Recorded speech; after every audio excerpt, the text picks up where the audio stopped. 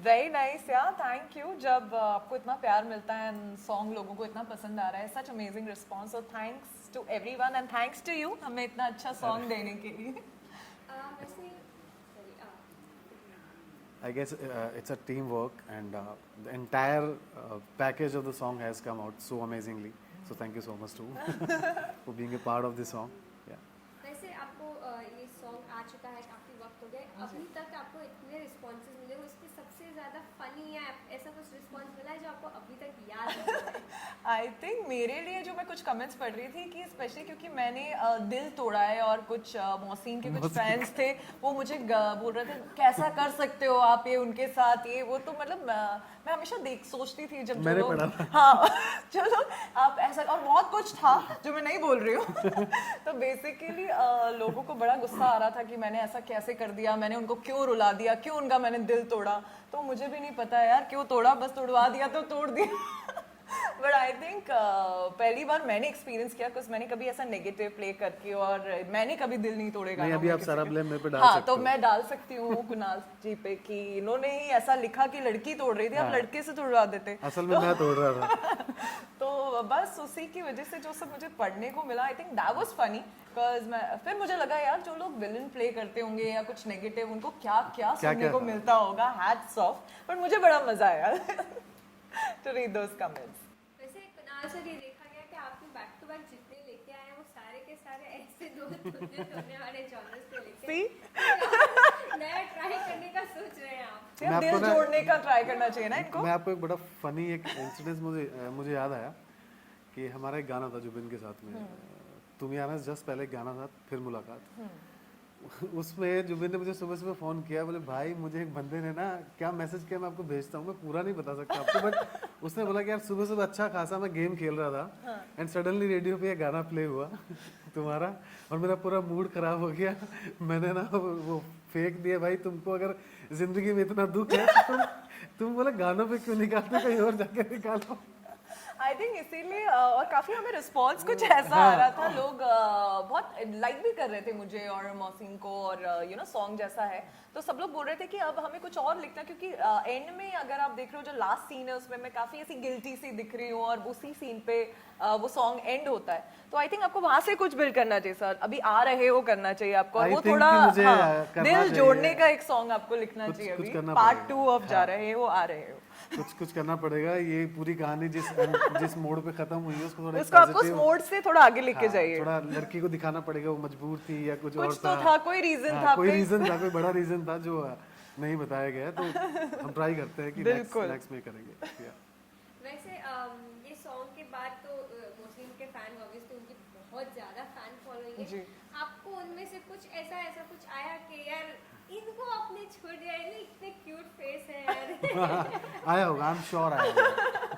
हाँ, ऐसा तो मुझे काफी आया कि क्या आप इनको कैसे छोड़ सकते हो, और इनको छोड़ के आप वो डायरेक्टर के साथ फ्लर्ट कर रहे थे, तो मुझे ऐसे बहुत सारे मैसेजेस आए, बट अभी क्या करूँ यार, डायरेक्टर करवा रहे थे तो करना पड़ा, नहीं तो ऑब्वियसली कन्विंसिंग नहीं लग रहा था। बट मोहसिन के वो जो फैंस हैं वो बहुत सच्चे फैंस हैं, तो उनको कुछ भी ऐसा होता है तो उनको वो दिल पे ले लेते हैं सीधा कि नहीं ऐसा क्यों है। आई थिंक वो एक हो जाता है जब आप जो फैंस होते हैं वो आपके इतने लॉयल होते हैं, तो मेरे फैंस काफी नाराज भी हो रहे थे, कुछ फैंस की मैम हमें नहीं अच्छा लग रहा आप ऐसे कर रहे हो, हमें आपको हमेशा वैसे देखना अच्छा लगता है। तो एक वॉर चल रही थी Mohsin fan club and Akanksha fan club में, एंड काफी वो लोग एक दूसरे से ही लड़ रहे हैं कि वो मुझे कुछ बोल रहे हैं तो वो उन्हें कुछ बोल रहे हैं, but I think that's our fan, हमारे लॉयल फैंस हैं, and hats off to them, उन्हीं की वजह से हम लोग जो हैं वो हैं, so thanks to all of them.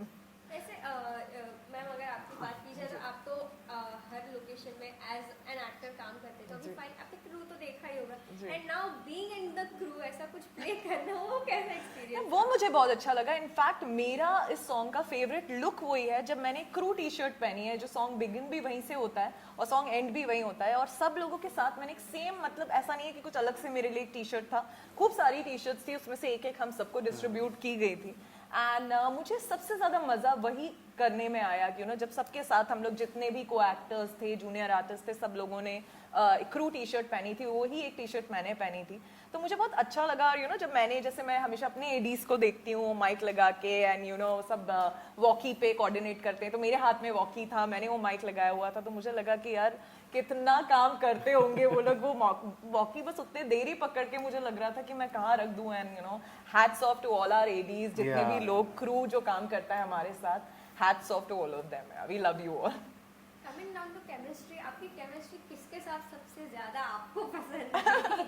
I think सबसे ज्यादा लोगों ने मुझे जुबिन के साथ देखा है, मेरे 4-5 सॉन्ग्स उनके साथ देखे हैं, और उन्हीं के सॉन्ग्स मैंने सबसे ज्यादा करे हैं। बट मुझे लगता है केमिस्ट्री मेरी, अगर आर्टिस्ट अच्छा है एंड केमिस्ट्री बनने में टाइम नहीं लगता है, लाइक जैसे मोहसिन से भी मैं पहली बार मिली, पहली बार ही हमने काम किया, बट जब हम लोग आर्टिस्ट हैं, प्रोफेशनल है, इतना टाइम हो गया है, तो मुझे नहीं लगता हमें केमिस्ट्री बनाने में टाइम लगता है। इट्स जस्ट एक स्पार्क होता है and you love your work, तो बस वो वहीं से स्टार्ट हो जाती है, एंड आई एम ग्लैड कि वो दिख रही है लोगों को इस गाने। हाँ, अगर वो केमिस्ट्री नहीं बनती, क्योंकि उतना ही टाइम मिलता है आपको जी, एक गाना उतना शूट ही, करने के लिए, 1 दिन या 2 दिन, मतलब हाँ। मैक्सिमम हमने ये 2 दिन में 2 शूट दिन किया में ये शूट किया सॉन्ग। है। वैसे मोहसिन को हार्ट थ्रो भी कहा जाता है, जी। आपको क्या लगता है कि वो कितने हार्ट थ्रो? जी, मैं उन्हें एक्चुअली ज़्यादा नहीं जानती हूँ, ये 2 दिन ही मुझे मिले उनके साथ शूट करने में, तो जितना भी मुझे लगा, मुझे डेफिनेटली लगता है वो हैं, बिकॉज वो प्रोफेशनल बहुत हैं, आर्टिस्ट बहुत अच्छे हैं, मुझे लगता है ये उनका जॉनर है। उन्होंने मुझे, मतलब मैंने कभी रोमांस नहीं किया, क्योंकि मुझे हमेशा, जब साउथ में मैं मूवीज़ कर रही थी तो एक्शन, कॉमिक, ये ड्रामा, ये सब कर रही थी, जब सीरियल किया तो देवी पार्वती किया, तो मुझे रोमांस करने का मौका बहुत कम मिला है लाइफ में, बट उन्होंने एक शो किया जो एक रोमांटिक शो ही था, तो आई थिंक ये उनका जॉनर तो बिल्कुल है, रोमांस उनसे आप कभी भी करा लो। उनकी एक्चुअली जो इमेज बनी हुई है, वो एक बहुत क्यूट रोमांटिक, एक प्यारी सी स्माइल के साथ में वो अपने आप को प्रेजेंट करते हैं, तो लोगों को वो देखना बड़ा पसंद है। अभी ऐसे बंदे को कोई रुला दे तो फिर लोग तो गालियां देंगे ना मुझे। वैसे इसके अलावा क्या हम लोग आपसे एक्सपेक्ट कर सकते हैं कि क्या और लोगों को देखने मिलेगा? एक्सपेक्ट तो डेफिनेटली मैं तो एक्सपेक्ट कर रही हूँ कि सर हमारे लिए एक और दूसरा गाना लिखेंगे बहुत जल्दी, जिसमें दिल कोई किसी का नहीं तोड़ेगा। हाँ, इसमें थोड़ा सा हम लोग इसको अभी जोड़ेंगे, आप दिल जोड़िए इस बार। बट या डेफिनेटली बहुत सारे गाने, मेरा एक और सॉन्ग 20th को रिलीज हो रहा है गौतम गुलाटी के साथ, तो आई थिंक बहुत सारी चीजें हैं जो आ रही हैं, सीरीज आ रही हैं, सॉन्ग्स आ रहे हैं, तो काफी कुछ देखने को मिलेगा आपको। Just keep waiting for the surprises. वैसे बात की जाए तो ब्रा फिटर को लेके बहुत सारे कंट्रोवर्शियल्स जी, चल रहे जी। हैं, आप अपने मुंह से बता दीजिए कि ये क्या है? एक्चुअली शो स्टॉपर है वो, जो शो का नाम है, जो Z5 के लिए है, जो हम लोग कर रहे हैं series, and concept is bra fitter. तो जो इंडिया में लोगों को कम पता है कि एक ब्रा फिटर की इंपॉर्टेंस क्या होती है और क्या क्या प्रॉब्लम्स होती है अगर आप ऐसा नहीं करते हैं, सही ब्रा, सही साइज की चीजें नहीं पहनते हैं, तो कैन लीड टू कैंसर और बहुत सारी चीजें। तो आई थिंक एक मैसेज है जो उसके थ्रू हर जॉनर की लेडीज, हर एज ग्रुप की, हर साइज की, उसके हिसाब से वो सीरीज का फोकस वो है, एक मैसेज है, Awareness या है, it's basically awareness, it's a good message जो दे रहे हैं। इट्स अ फैमिली सीरीज, क्योंकि टॉपिक से लोगों को लगता है पता नहीं क्या होगा, जबकि कुछ भी नहीं है। ये पहली सीरीज मुझे लगता है जिसमें किस भी नहीं है, कुछ भी नहीं है सीरीज में ऐसा, एंड सब इसीलिए ताकि ज़्यादा लोगों से कनेक्ट कर सके, ज़्यादा लोग देख सकें इस कॉन्सेप्ट को। इंडिया में कुछ लोग नहीं समझते, फॉरेन में काफ़ी पॉपुलर कॉन्सेप्ट है, बट इंडिया में नहीं है। तो मैं बहुत एक्साइटेड हूँ that I am a part of such a big team, और बहुत बहुत अच्छे अच्छे आर्टिस्ट हैं, श्वेता तिवारी हैं, सौरभ है, दिगंगना है, जीनत अमान मैम है, तो बहुत सारे अच्छे अच्छे लोग हैं जिनके साथ मैं इसमें काम कर रही हूँ, so super excited for this one. वैसे आप थोड़ा सा अगर अपने कैरेक्टर के बारे में उसमें दे दीजिए। सी वो मैं ज़्यादा नहीं, बट डेफिनेटली शो स्टॉपर है, and I am a fashion model, उसमें शो स्टॉपर हूँ, सो दैट्स ऑल। ज़्यादा तो मैं नहीं बताऊंगी, नहीं तो अभी तो सरप्राइज मज़ा नहीं आएगा। वैसे आपका भी बैकग्राउंड एज अ मॉडल ही स्टार्ट हुआ नहीं हुआ, इनफैक्ट काफ़ी लोग को कन्फ्यूजन है, मैंने आज तक मॉडलिंग नहीं की, मैं कभी भी मॉडल नहीं रही, मेरा करियर एविएशन से स्टार्ट हुआ था, मैं इंटरनेशनल एयर होस्टेस थी। मैं मुझे लगता है अगर किंगफिशर बंद नहीं होती तो शायद मैं आज भी एयर होस्टेस ही होती। मैं बहुत खुश थी वो काम करते हुए, कोई प्रॉब्लम नहीं थी, thanks to mister Mallya, but company बंद हो गई तो मैं एक्टर बन गई, बट अदरवाइज ये एक चीज़ है जो मैंने कभी भी डिसाइड नहीं की थी, तो मैं एक्टर गलती से बन गई, बट मैंने अच्छा हुआ ये गलती हुई, बिकॉज बस काम से फिर काम मिलता गया, and there is no looking back. मैंने साउथ, बिकॉज मैं बैंगलोर बेस्ड थी, मैं सिर्फ लंदन फ्लाई करती थी, I was only on London sector, so मुझे लगता है वहीं से मेरी साउथ की जर्नी स्टार्ट हुई। मैंने 2 तमिल की, 3 मलयालम की, 1 कन्नड़ा की, तो उसके बाद मधुर भंडारकर, कैलेंडर गर्ल्स की, तो आई थिंक वो जर्नी फिर there was no looking back. Back to back काम से काम करती गई एंड थैंक्स कि आपने कंपनी बंद की। वैसे बीइंग अ मॉडल ऐसा कुछ डिफरेंस लगा कि यार मॉडल बनने में और एक एक्टर बनने में बहुत जमीन आसमान का फर्क दिख रहा हो? यार बहुत मेहनत है, मुझे लगता है मॉडल्स जो ग्रीन रूम में बैठ के जो इतने सारे लोग, मैंने कभी करी नहीं, पर जब हम लोग भी अभी भी जाते हैं तो as a show stopper walk करते हैं एज अ सेलिब्रिटी, बट मुझे लगता है बहुत मेहनत होती है, वो लोग सब बैठ के एक साथ रेडी होते हैं, एक साथ बहुत कुछ होता है एक ग्रीन रूम में, तो वो मुझे कुछ कुछ देखने को मिला जब शूट करा as a model, but hats off guys, it's very tough. या वैसे coming down to the song again, sir आपने यासिर देसाई को ये सॉन्ग दिया है, उनकी आवाज़ तो एज यूजुअल सबको जानते हैं। amazing. सो आपका जब ये पूरा सेटअप आपने लाया या पूरा ये दोनों को आपने कास्ट किया था, आपके दिमाग में क्या चल रहा था, ये कैसे एक्चुअली दिखना चाहिए, ऐसा ही दिखना चाहिए? नहीं, मेरे माइंड में सबसे पहले तो गाना चल रहा था, और ये जब ये लोग एसोसिएट हुए गाने से तो मैं काफ़ी एक्साइटेड था, बिकॉज इनके मैंने गाने देखे हैं जुबिन के साथ में, मैंने मोहसिन के साथ भी काम किया है, तो एक मुझे ये तो कंफर्म था कि गाना कुछ बहुत अच्छा एक ग्रेसफुल गाना बन के आएगा। एंड जब गाना आया तो वो जो मैं ये पहला गाना होगा जिसके सेट पे मैं शूट देखने गया हूँ, अदरवाइज मैं नहीं जाता। हमारी मिलना हुआ सर मुलाकात से, वहीं वहीं पे, एंड उन्होंने खुद, उनकी आवाज भी है सॉन्ग में जो मैं चाहती हूँ कि आप बोले, बिकॉज मुझे बहुत ही पसंद है, मेरी फेवरेट लाइन है, जैसे सॉन्ग एंड होता है और जैसे सॉन्ग बिगिन होता है, आई थिंक उस शायरी ने सॉन्ग का एक लेवल अप कर दिया है। गाना शुरू होता है एक लाइन सुनो, से कि जो सुनो। सस्पेंस डाल देती है गाने में कि क्या आने वाला है, कि सुनो गिला बेरुखी का करेंगे तुमसे फुर्सत में कभी, पर अर्जी ये भी है खुदा से कि कभी वक्त ना मिले। वाओ। एंड देन गाना आता है, चलता है एंड जब कहानी पूरी खत्म होती है, एक बंदा सक्सेसफुल हो जाता है अपनी लाइफ में। ये अच्छा, मोहसिन से मैं बड़ा कनेक्ट कर सकता हूँ इसमें, क्योंकि वो भी एक राइटर बने हैं, मैं भी राइटर हूँ। जब उनसे पूछा जाता है कि जब एक कंक्लूजन आता है, कि एक क्लाइमैक्स जब आता है कहानी का, तो पूछते हैं कि आपकी फेवरेट लाइन कौन सी है आपके इस नॉवल में से, तो वहाँ पे एक लाइन डाली है कि सही दिल दुखाया था अनजाने में, मुझे मशहूर कर दिया ज़माने में। क्या बात है। तो मुझे एक्चुअली काफी कुछ ये भी कमेंट्स आए कि क्या ये कुणाल सर का ही रियल स्टोरी है जो उन्होंने, तो मैं भी एक्चुअली आपसे पूछना, मैं वेट करी थी आपसे मिलूंगी तो जरूर पूछूंगी, एक्चुअली क्या ये आपकी स्टोरी है?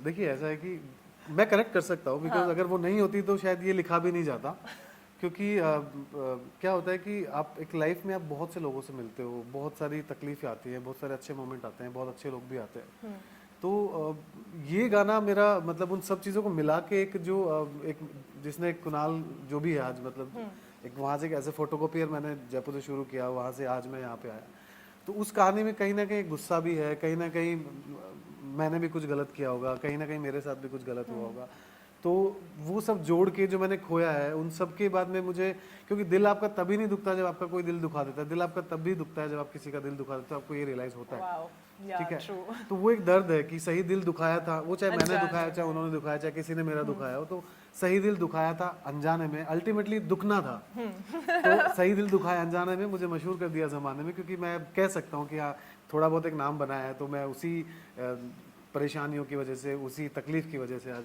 यहाँ पे हूँ, तो थैंक्स उन इसलिए लोगों का जिन्होंने दिल दिखाया। जैसे कि आपने बताया कि आप भी सेट पे थे, कुछ ऐसा कभी मोमेंट हुआ कि मोहसिन प्रैंक्स करने के लिए जाने जाते, मस्ती अच्छा, करने के लिए जाने जाते? मुझे क्यों ऐसा कभी नहीं लगा, ये तो मेरे लिए न्यूज़ है, बिकॉज नहीं, ऐसा तो हमें कुछ भी ऐसा नहीं बिल्कुल भी हुआ, नहीं लगा, हाँ। मुझे इनफैक्ट वो काफी सीरियस, बहुत ही बस सीन तक ही, मतलब उतना एक्चुअली ही ऐसा ही था ना, मुझे- बड़ा कट टू कट Actually, वो cut to था, cut भी बहुत बिजी था हमारा, हमारे पास टाइम बहुत कम था शूट करने के लिए, 2 दिन ही थे और टाइम भी कम था, उसमें हमारा लेट स्टार्ट हुआ, जल्दी पैकअप भी हमें करना था, टाइम रिस्ट्रिक्शंस थे, तो आई थिंक बहुत टाइम नहीं मिला। उसमें पता रहता है कि हाँ नहीं इसके बाद ये है, इसके बाद ये है, तो इन सब चीज़ों के लिए टाइम तब होता है जब पता है कि हाँ 2-4 घंटे है हमारे पास में, हम मस्ती कर सकते हैं।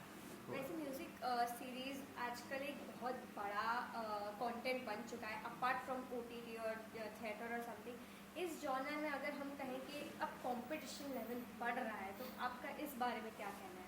देखिए कंपटीशन बढ़ रहा है तो काम भी बढ़ रहा है, और काम बढ़ रहा है तो फिर सभी बढ़ रहे हैं और हम जैसे लोगों के लिए तो ज़्यादा अच्छा है कि जितना काम बढ़ेगा उतना हम अपने आप को एक्सप्रेस कर पाएंगे, उतना ज़्यादा काम कर पाएंगे, और सब काम करने आए हैं यार और यहाँ पे। स्पेशली जैसे अब ये सिंगल्स आ रहे हैं, एक ट्रेंड वापस 2 साल में सिंगल्स का जो आ गया है, जो पहले नहीं था, बीच में कहीं बंद हो गया था, तो I think for that, like for all of us, for me, for artist, सभी के लिए आई थिंक ये अपॉर्चुनिटीज Yes, बहुत yes, ज्यादा आ गई हैं, definitely. और इससे हम लोग को एज एन आर्टिस्ट अलग अलग चीजें प्ले करने का मौका मिलता है, तो उस 5 मिनट या 4-5 मिनट के गाने में हम काफी कुछ दिखाते हैं, फिर एक दूसरे सॉन्ग में कोई एक और कैरेक्टर, तो I think this is a very nice thing for artist, like specially singles जो आए हैं उसकी वजह से। वैसे लॉकडाउन को तो हम सभी कोस रहे थे कि यार इतने साल वेस्ट करा दिए, बट आई फील कि इस चक्कर में ना काफी सारा creativity yes Yeah. Yes true, lockdown में मेरे 50 सिंगल्स निकले हैं। या एंड मैंने सुना कि बहुत सारी ऐसी ऐसी स्क्रिप्ट्स लोगों ने लिख दी हाँ। जो बहुत टाइम से लोगों के माइंड में थी, मुझे लगता है क्रिएटिव स्पेस लोगों को बहुत फुर्सत में मिला, थे ना सारे कि तो हाँ, खाना था और या अपना काम करना काम था। कर रहे थे, Yeah. तो आई थिंक क्रिएटिव सब लोग का साइड बहुत ज्यादा निकला लॉकडाउन में। लास्टली आप अपने फैंस को क्या कहना चाहेंगे about this series and whatever is coming forward and about you? See, I just want to thank all my fans for loving me, supporting me. आज तक मैंने इतनी चीज़ें, जो भी किरदार किया, जिस भी जॉनर में किया, लोगों ने हमेशा मुझे पसंद किया, तो प्लीज़ आगे भी करिए, keep supporting me, loving me, and I love you all. मैं और मेरे सारे कुनालियन से बोलना चाहता हूँ कि इतना प्यार देने के लिए और इतना सपोर्ट करने के लिए बहुत बहुत शुक्रिया, और ऐसे ही प्यार करते रहिए और इंस्पायर करते रहिए अच्छे अच्छे गानों के लिए, एंड जा रहे हो सुनते रहिए, और जा रहे हो बार बार बार बार सुनते सुनते रहिए। रहिए। Thank you thank you so much.